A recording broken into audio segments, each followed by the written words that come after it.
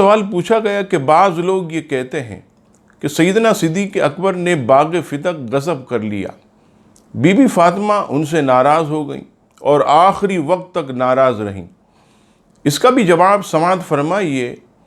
غصب کرنا تو اسے کہتے ہیں کہ ایک چیز کا آدمی مالک بن بیٹھے اور صرف اپنے اوپر اور اپنی اولاد کو اس کا نفع پہنچائے، جبکہ حدیث شریف کے الفاظ ہیں، سیدنا صدیق اکبر نے حضرت بی بی فاطمہ سے کہا کہ میں اس کو آل محمد صلی اللہ علیہ وسلم اور دیگر مصارف پر اسی طرح خرچ کرتا رہوں گا جس طرح رسول اللہ صلی اللہ علیہ وسلم خرچ فرماتے تھے۔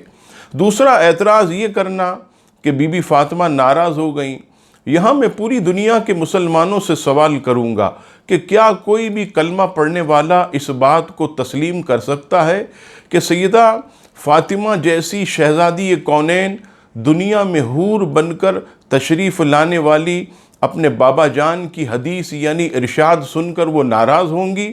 ہرگز نہیں، ہرگز نہیں۔ لہٰذا ماننا پڑے گا کہ حضرت بی بی فاطمہ کے متعلق یہ کہنا کہ وہ سیدنا صدیق اکبر سے ناراض ہو گئیں، آخری وقت تک ناراض رہیں اور صدیق اکبر نے ان پر معاذ اللہ حملہ کروایا، وہ زخمی ہو گئیں، یہ تمام باتیں دشمنان صحابہ کا پروپیگنڈا۔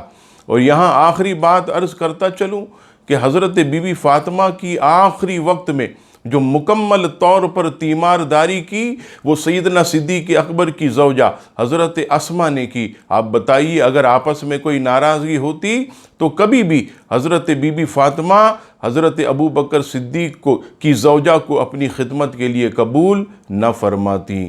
واللہ تعالی عالم ورسولہ عالم۔